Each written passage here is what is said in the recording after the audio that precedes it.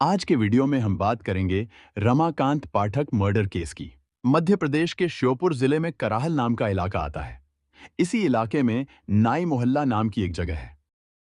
इसी मोहल्ले में रमाकांत पाठक, उनकी पत्नी साधना पाठक और उनके 3 बच्चों के साथ रहते थे।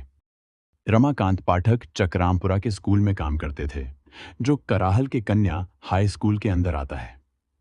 उनकी पत्नी साधना पाठक आंगनवाड़ी में काम करती थी। परिवार की जिंदगी ठीक ठाक चल रही थी। 26 दिसंबर 2025 की सुबह करीब 9:15 बजे रमाकांत पाठक अपने घर से निकले। जाते समय उन्होंने अपनी पत्नी से कहा कि वे किसी काम से सेसईपुरा जा रहे हैं और जल्दी ही वापस आ जाएंगे।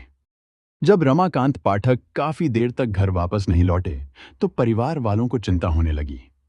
उन्होंने अपने स्तर पर उन्हें ढूंढना शुरू किया, लेकिन कहीं से भी कोई खबर नहीं मिली। अगले दिन यानी 27 दिसंबर 2025 को खबर मिली कि नौनपुरा घाटी में एक आदमी का शव पड़ा है। आसपास के गांव वालों ने जब देखा तो उनके होश उड़ गए। पास में एक बाइक भी टूटी फूटी हालत में पड़ी थी और शव खाई के नीचे गिरा हुआ था। सूचना मिलते ही पुलिस मौके पर पहुंची। जांच के बाद पता चला कि वह शव 49 साल के रमाकांत पाठक का ही है। शुरू में मामला एक सड़क हादसा लग रहा था। ऐसा लगा कि शायद बाइक चलाते समय संतुलन बिगड़ा और वे एक खाई में गिर गए। कराहल थाने में मामला दर्ज किया गया और शव को पोस्टमार्टम के लिए भेज दिया गया।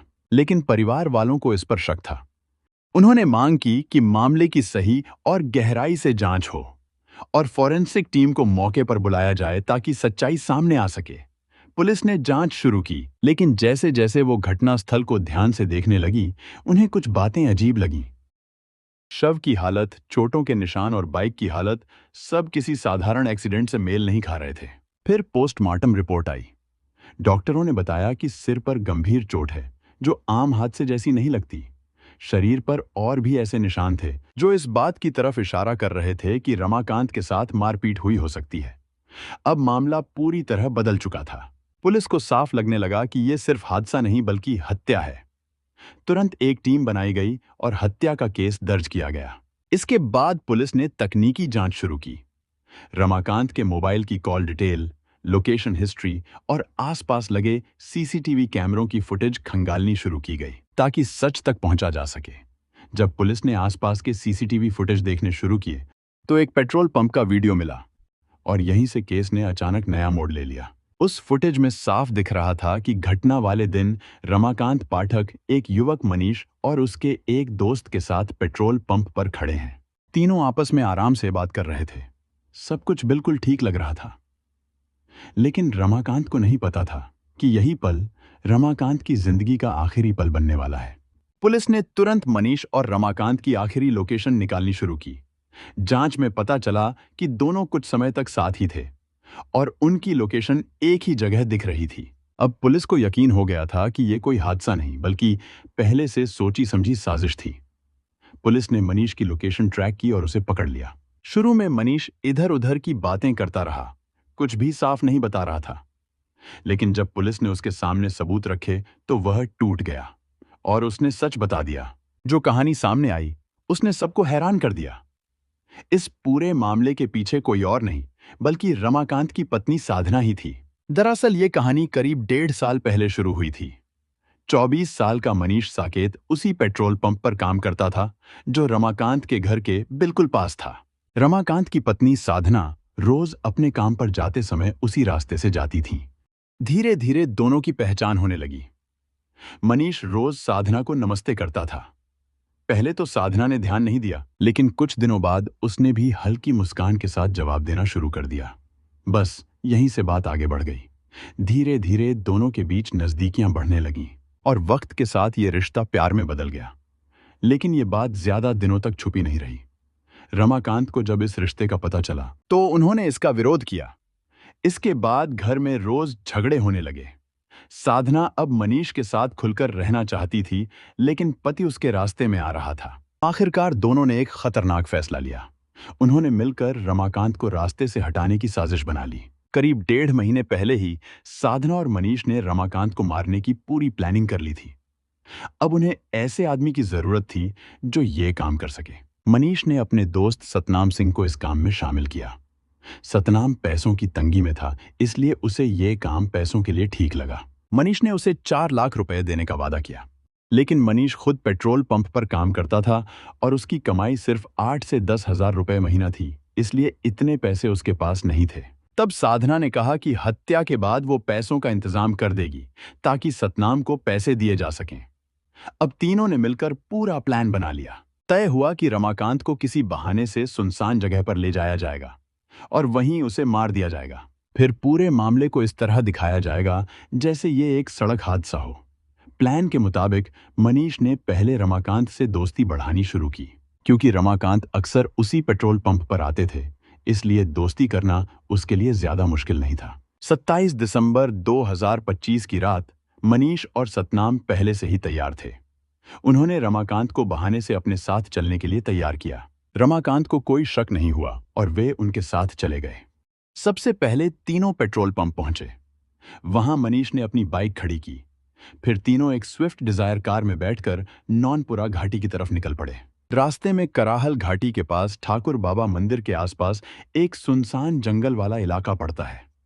वहां पहुंचकर मनीष ने कहा कि उसे शौच के लिए रुकना है। यह सुनकर रमाकांत भी कार से उतर गए।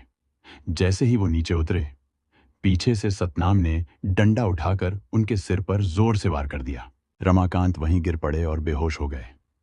मनीष और सतनाम को लगा कि वह अब भी जिंदा हो सकते हैं, इसलिए उन्होंने उनका मुंह दबा दिया और तब तक नहीं छोड़ा जब तक उनकी सांस बंद नहीं हो गई।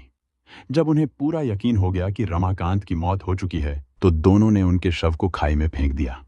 इसके बाद दोनों वापस पेट्रोल पंप आए, वहां से रमाकांत की बाइक उठाई और फिर से उसी घाटी में पहुंचे।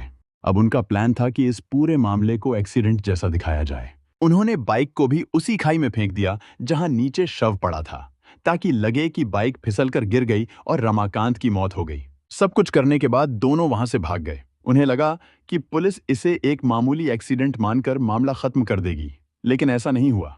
पुलिस की जांच में सच्चाई धीरे धीरे सामने आ गई। सबसे पहले मनीष को पकड़ा गया। सख्ती से पूछताछ हुई तो वो टूट गया और सब कुछ बता दिया कि उसने सतनाम के साथ मिलकर हत्या की और ये सब साधना के कहने पर किया। फिर सतनाम को भी पकड़ लिया गया। उसने भी यही बात कबूल कर ली। इसके बाद पुलिस ने साधना को भी गिरफ्तार कर लिया। जांच में कार, डंडा और बाकी सबूत भी मिल गए। तीनों को अदालत में पेश किया गया और वहां से उन्हें जेल भेज दिया गया। लेकिन सबसे बड़ा सवाल यही रह जाता है, क्या सच में किसी को मारकर नई जिंदगी शुरू की जा सकती है? साधना ने सोचा कि पति को रास्ते से हटाकर वो मनीष के साथ खुश रह पाएगी। लेकिन सच ये है कि गलत रास्ता हमेशा बर्बादी की ओर ले जाता है। अगर वो पति से अलग होने का रास्ता चुनती तो शायद आज कहानी कुछ और होती। इस पूरे मामले में सबसे ज्यादा नुकसान उन मासूम बच्चों का हुआ, जिनकी जिंदगी अब हमेशा के लिए बदल गई।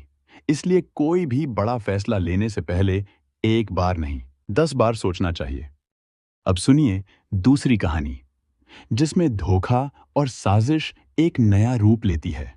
दूसरी स्टोरी उत्तराखंड के ऋषिकेश की है। ऋषिकेश में चंद्रशेखर नगर नाम का एक इलाका है। वहीं कुसुम राठी अपने परिवार के साथ रहती थी। उनके घर में उनका बेटा नरेंद्र राठी, उसकी पत्नी पूजा और उनके 2 छोटे बच्चे रहते थे। नरेंद्र टैक्सी ड्राइवर था, इस वजह से ज्यादातर बाहर ही रहता था। 1 जुलाई 2020 को वो अचानक घर से निकला और वापस ही नहीं आया। शुरू में घर वालों को लगा काम से कहीं गया होगा, आ जाएगा। लेकिन दिन बीतते गए और उसका कोई पता नहीं चला। पूरा 10 दिन इंतजार करने के बाद जब नरेंद्र घर नहीं लौटा, तब उसकी मां कुसुम देवी ने थाने में जाकर उसके गायब होने की रिपोर्ट लिखवाई। पुलिस ने नरेंद्र राठी की गुमशुदगी दर्ज कर ली और जांच शुरू कर दी। सबसे पहले पुलिस ने उसकी पत्नी पूजा से बात की, फिर आस पड़ोस के लोगों से भी पूछताछ की। पूछताछ में धीरे धीरे कुछ बातें सामने आने लगीं। लोगों ने बताया कि नरेंद्र और पूजा के बीच अक्सर झगड़ा होता था। नरेंद्र कई बार शराब पीकर घर आता और पूजा के साथ मारपीट भी करता था। इसी बीच एक और बात सामने आई। पड़ोसियों ने बताया कि नरेंद्र के घर पर उसकी गैर मौजूदगी में अमन नाम का एक प्लम्बर ठेकेदार अक्सर आता जाता था। ये बात पुलिस के लिए शक पैदा करने वाली थी। इसके बाद पुलिस ने नरेंद्र के फोन की जांच शुरू की और उसे सर्विलांस पर लगाया। जांच में पता चला कि नरेंद्र का मोबाइल 27 जून 2020 से ही बंद पड़ा है पुलिस के पास नरेंद्र तक पहुंचने का कोई सीधा तरीका नहीं बचा था। उन्हें शक होने लगा कि कहीं उसके साथ कुछ बुरा तो नहीं हो गया, कहीं ऐसा तो नहीं कि उसकी हत्या कर दी गई हो और लाश गंगा में बहा दी गई हो। इस शक को साफ करने के लिए पुलिस ने ऋषिकेश के त्रिवेणी घाट से लेकर बैराज तक गंगा किनारे काफी तलाश करवाई, लेकिन वहां से भी कुछ हाथ नहीं लगा। तभी अचानक 20 जुलाई 2020 को कहानी में एक नया ट्विस्ट आ गया। नरेंद्र राठी की पत्नी पूजा खुद कोतवाली ऋषिकेश पहुंचती है। उसने पुलिस से कहा कि 4 दिन पहले उसके पति नरेंद्र ने उसे फोन किया था और जान से मारने की धमकी दी थी। पूजा डर गई थी और उसने पुलिस से तुरंत कार्रवाई करने की मांग की। अब सवाल यह था, जो आदमी 1 जुलाई से गायब है, जिसका फोन 27 जून से बंद है, वो अचानक फोन करके धमकी कैसे दे सकता है? ये सुनकर पुलिस भी हैरान रह गई। उन्हें समझ नहीं आ रहा था कि आखिर ऐसा क्या हुआ कि एक पति अपनी ही पत्नी को मारने की धमकी दे रहा है। इस शिकायत से तो यही लग रहा था कि नरेंद्र जहां भी है, जिंदा है और ठीक ठाक है। इसके बाद पुलिस ने बिना देर किए नरेंद्र के मोबाइल नंबर की कॉल डिटेल्स निकलवाई। उसमें पता चला कि उसी नंबर से 2 कॉल्स पूजा को और 3 कॉल्स उसकी मां कुसुम को की गई थीं। और जिस समय ये कॉल्स हुई, उस वक्त फोन की लोकेशन हरिद्वार की आ रही थी, लेकिन इसके तुरंत बाद फोन फिर से बंद हो गया। अब पुलिस ने उस फोन का IMEI नंबर भी निकाल लिया, जिससे ये कॉल्स की गई थीं। इसके बाद जांच अधिकारी ने पूजा के फोन की भी कॉल डिटेल्स निकलवाई और यहीं से कहानी ने सबसे खतरनाक मोड़ लिया, क्योंकि जो सच सामने आया उसने सबको हिलाकर रख दिया। जांच में पता चला कि जिस फोन से पूजा को धमकी दी गई थी, उसी फोन में पहले एक दूसरा सिम डालकर पूजा से काफी देर तक बातें की गई थीं। जब पुलिस ने उस नंबर की जांच की, तो वो नंबर उसी अमन का निकला जो ठेकेदार था और पूजा के घर आता जाता था। बस यहीं से मामला साफ होने लगा। अब पूजा और अमन सीधे पुलिस के शक के घेरे में आ गए। पुलिस को अब यकीन होने लगा था कि नरेंद्र के गायब होने के पीछे इन दोनों का हाथ है। इसके बाद दोनों को पूछताछ के लिए कोतवाली बुलाया गया। थोड़ी ही देर में बड़े अधिकारी भी वहां पहुंच गए और दोनों से सख्ती से पूछताछ शुरू हुई। शुरुआत में दोनों गोलमोल बातें करते रहे, पुलिस को घुमाने की कोशिश करते रहे, लेकिन जब दोनों को अलग अलग बैठाकर पूछताछ की गई तो उनके बयान आपस में मेल ही नहीं खा रहे थे। अब पुलिस को पूरा यकीन हो गया कि कुछ बड़ा छुपाया जा रहा है। जैसे ही पुलिस ने सख्ती बढ़ाई, वैसे दोनों टूट गए और आखिरकार उन्होंने सच कबूल कर लिया। पूछताछ में जो कहानी सामने आई वो और भी चौंकाने वाली थी। पूजा ऋषिकेश के चंद्रशेखर नगर शीशम झाड़ी इलाके में रहने वाले संतोष की बेटी थी। पुराने ख्यालों वाले संतोष ने साल 2002 में ही पूजा की शादी नरेंद्र राठी से कर दी थी। नरेंद्र टैक्सी ड्राइवर था। शादी के बाद जब पूजा अपने ससुराल आई तो उसे धीरे धीरे सच पता चला। उसका पति शराब पीने का आदी था। ऊपर से कुसुम उसकी सगी नहीं बल्कि सौतेली मां थी। पूजा ने कई बार नरेंद्र को समझाने की कोशिश की, लेकिन उस पर कोई असर ही नहीं हुआ। उल्टा जब भी पूजा शराब पीने से मना करती तो नरेंद्र गुस्से में आकर उसकी पिटाई कर देता था। पूजा ने ये बात अपनी सौतेली सास कुसुम को भी बताई, लेकिन उन्होंने भी इस पर ज्यादा ध्यान नहीं दिया। ऐसे ही लड़ाई झगड़ों के बीच समय गुजरता गया और इस बीच पूजा 2 बेटों की मां भी बन गई। लेकिन हालात वैसे के वैसे ही रहे। नरेंद्र का शराब पीना और पूजा के साथ मारपीट करना जारी रहा। करीब 1 साल पहले एक घटना ने सब कुछ बदलने की शुरुआत की। ऋषिकेश के सिटी गेट के पास पूजा का एक ट्रक से एक्सीडेंट हो गया। वो बुरी तरह घायल हो गई थी। उसी समय वहां से बापू ग्राम का रहने वाला अमन, जो प्लम्बर का काम करता था, वही रास्ते से गुजर रहा था। अमन ने बिना देर किए पूजा को अस्पताल पहुंचाया। घर वाले आए और सबने उसकी तारीफ की। उस समय किसी को अंदाजा भी नहीं था कि यही मुलाकात आगे चलकर इतनी बड़ी कहानी बन जाएगी। अस्पताल में रहते रहते दोनों के बीच बातें शुरू हुईं और धीरे धीरे दोनों एक दूसरे के करीब आ गए। इसके बाद अमन का घर आना जाना बढ़ने लगा, जिससे नरेंद्र को शक होने लगा और उसने पूजा के साथ मारपीट और ज्यादा बढ़ा दी। रोज रोज की पिटाई से परेशान होकर पूजा ने यह सब अमन को बताया और यहीं दोनों ने मिलकर एक खतरनाक फैसला ले लिया, नरेंद्र को रास्ते से हटाने का। 1 जुलाई 2020 को शाम में पूजा ने अमन को चुपके से घर में बुलाकर छिपा दिया। रात में बच्चों को छत पर सुला दिया और कूलर चला दिया ताकि आवाज दब जाए। थोड़ी देर बाद नरेंद्र शराब के नशे में घर आया, खाना खाया और गहरी नींद में सो गया। जैसे ही वो सोया, अमन ने दुपट्टे से उसका गला दबा दिया और उसी वक्त पूजा उसके पैर पकड़े रही। कुछ ही मिनटों में सब खत्म हो गया। इसके बाद दोनों ने मिलकर लाश को एक सफेद बोरे में डालकर घर में छिपा दिया। अगले दिन अमन मजदूर लेकर आया, टॉयलेट की सीट तुड़वाई और नीचे बने गड्ढे में उसी बोरे को डाल दिया। फिर नई सीट और टाइल्स लगाकर सब कुछ पहले जैसा कर दिया ताकि किसी को शक न हो। ऊपर से सब कुछ बिल्कुल सामान्य दिख रहा था, लेकिन नीचे जमीन के अंदर एक खौफनाक सच छिपा हुआ था। उधर जब कई दिन तक नरेंद्र घर नहीं लौटा तो उसकी मां कुसुम को टेंशन होने लगी। करीब एक हफ्ता बीत गया।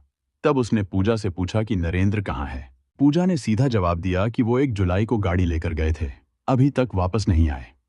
लेकिन कुसुम को यह बात ठीक नहीं लगी, क्योंकि नरेंद्र जब भी बाहर जाता था तो एक फोन जरूर करता था और इस बार उसने बिल्कुल संपर्क नहीं किया। यही सोचकर कुसुम ने पुलिस में शिकायत कर दी। पुलिस कई दिनों तक उसे ढूंढती रही, लेकिन कोई सुराग नहीं मिला। इधर असली कहानी कुछ और ही थी।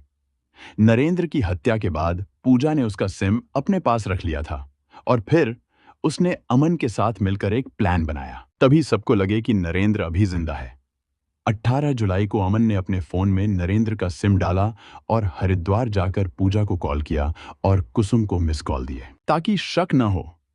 लेकिन ये चाल ज्यादा देर नहीं चली। जब पुलिस ने सख्ती से पूछताछ की तो दोनों टूट गए और सारा सच सामने आ गया। इसके बाद पुलिस दोनों को लेकर उनके घर पहुंची और टॉयलेट के गड्ढे की खुदाई करवाई। खुदाई में वहीं से नरेंद्र की सड़ी गली लाश बरामद हुई, जिसे देखकर सबके होश उड़ गए। पुलिस ने वो मोबाइल भी बरामद कर लिया जिसमें नरेंद्र का सिम डालकर कॉल किए गए थे और अमन के पास से ऐसे कागज भी मिले जिनमें नंबर लिखे थे, जिससे साफ हो गया कि सब पहले से प्लान किया गया था। आखिर में पुलिस ने पूजा और अमन को कोर्ट में पेश किया और दोनों को जेल भेज दिया गया। अब ये मामला कोर्ट में चल रहा है, लेकिन ये कहानी एक कड़वा सच सामने लाती है। जब रिश्तों में नफरत और धोखा घर कर लेते हैं तो उसका अंजाम अक्सर खतरनाक ही होता है। इस कहानी में गलती सिर्फ एक की नहीं थी। नरेंद्र की मारपीट बिल्कुल गलत थी, लेकिन उसका जवाब हत्या कभी नहीं हो सकता। अगर पूजा ने समय रहते आवाज उठाई होती तो शायद आज हालात कुछ और होते। इन दोनों कहानियों से एक बात साफ है कि गलत फैसले धीरे धीरे इंसान की जिंदगी को बर्बादी की तरफ ले जाते हैं, क्योंकि हर गलत कदम एक दिन बहुत बड़ा नुकसान बन जाता है। कई बार जिंदगी ऐसे मोड़ पर ला खड़ा करती है जहां कुछ समझ ही नहीं आता कि क्या सही है और क्या गलत। लेकिन सच यही है कि उसी वक्त लिया गया एक फैसला सब कुछ बदल देता है। अगर उस समय थोड़ा हिम्मत करके किसी से बात कर ली जाती, मदद मांग ली जाती या बस चुप रहने की जगह आवाज उठा दी जाती, तो शायद आज ये कहानी इतनी दर्दनाक नहीं होती।